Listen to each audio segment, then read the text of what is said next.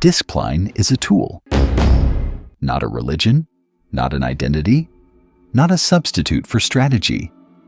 The tame dog has been told his whole life, work harder, grind longer, sleep when you're dead. He wears exhaustion like a medal. He measures his worth in hours worked, not results produced.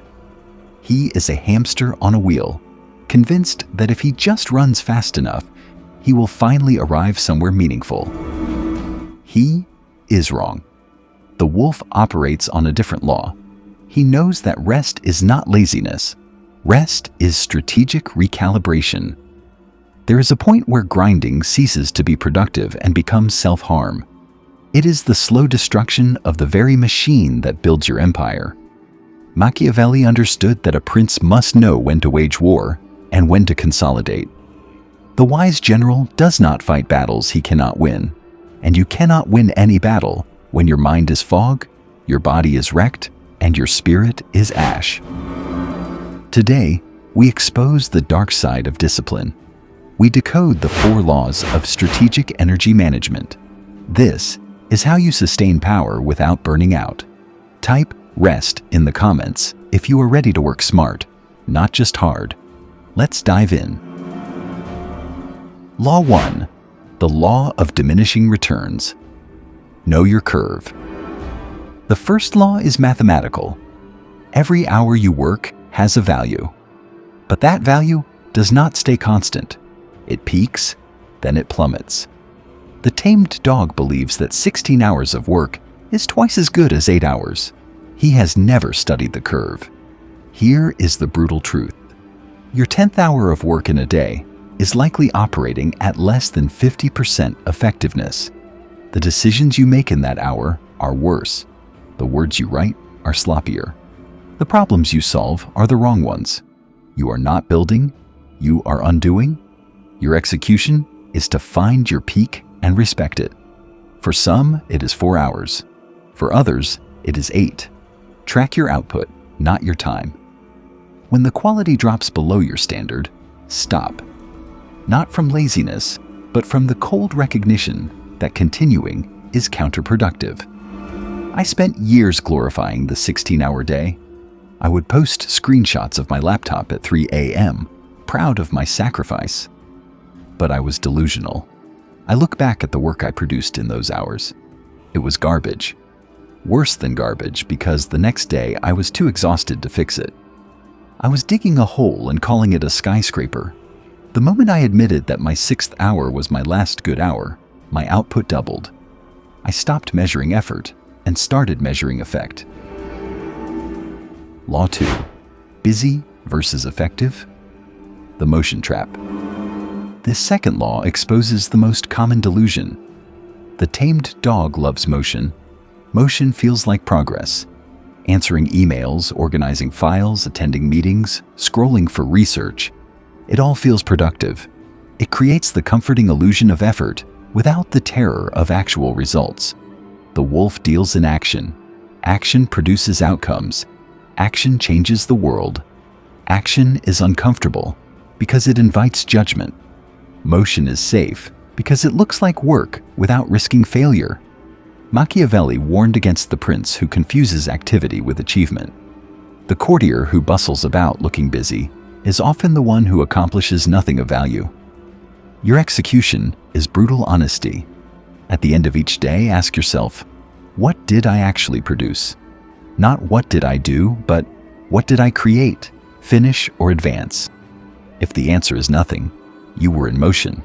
You were not at work. Law 3. Active recovery. Rest as a weapon. This is the hardest for the modern man to accept. We have been taught that rest is weakness. That sleep is for the lazy. That downtime is wasted time. This is the ideology of the beast of burden, not the sovereign operator. The wolf knows that recovery is when the growth happens. The muscle repairs during sleep, not during the lift. The insight arrives on the walk, not at the desk. The strategy crystallizes in stillness, not in frenzy. This is not laziness, it is strategic regeneration. The elite warrior trains, yes, but he also eats well, sleeps deeply, and walks in solitude. He understands that the machine must be maintained, not just driven into the ground. Your execution is to schedule your rest before your work. Block out recovery time with the same sacred seriousness as your deepest work. A blank afternoon with no agenda is not wasted. It is the soil from which your next great idea will grow.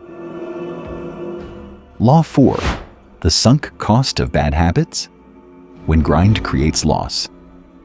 The final law is economic, the sunk cost of bad habits. When you are exhausted, you make bad decisions. You reach for the sugar, the alcohol, the cheap dopamine. You skip the workout because you're too tired. You snap at your partner because your patience is gone. You say yes to things you should refuse because you lack the energy to resist. This is the hidden cost of overwork. The tame dog thinks, I'll just push through and fix my habits later. But he doesn't realize that overwork is actively breeding worse habits. The 16-hour day is not just ineffective, it is destructive. It compounds bad decisions that cost you far more than you gained. I remember a period where I was working 14-hour days, 7 days a week. I was proud of my hustle, but in those weeks, I gained 15 pounds. I stopped exercising. I fought with everyone I loved. I made investment decisions I regret to this day. When I calculated the net effect, I realized I didn't build wealth. I built debt. In my body, my relationships, my peace. The grind didn't make me richer. It made me poorer in every currency that mattered. That was the day I stopped worshiping the altar of hard work and started respecting the temple of sustainable output. Mastering these 4 laws demands a sacrifice. It requires you to kill a belief that has been drilled into you since childhood. The belief that suffering equals worth. You have been taught that if it doesn't hurt, it doesn't count. That exhaustion is evidence of virtue. That rest is for the weak. This is the theology of the slave, not the sovereign. Let it die. What grows in its place is wisdom. You learn to measure output, not input. Results, not hours. You stop performing exhaustion for an audience that doesn't care and start building a life that actually lasts. The machine that builds your empire is you. Do not destroy the architect in service of the building. This is the necessary counterweight to everything we've built. The previous video taught you to become magnetic, to attract without chasing. But magnetism without sustainability burns out. You cannot be the prize if you are too exhausted to stand. Rest is not the opposite of work. Rest is work's essential partner.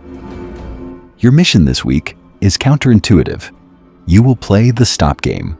One day this week, you will stop working at your peak hour. Not when you're exhausted. When you're still productive, still sharp. You stop. Walk away. Do something that has nothing to do with output. A walk, a nap, a conversation with someone you love. Feel the guilt rise. That guilt is the tamed dog panicking at the loss of suffering. Let him panic. You rest and watch what happens to your work the next day. If this strategic view of energy resonates with you, if you are tired of performing exhaustion and ready to build sustainably, then you know what to do. Subscribe. Because you are choosing to be the architect, not just the laborer. The next video takes this rested, sharpened energy and teaches you to wield it with precision. The dark art of flattery. How to manipulate with compliments. We move from sustaining power to deploying it. Don't miss it. Master the game. Guard your mind.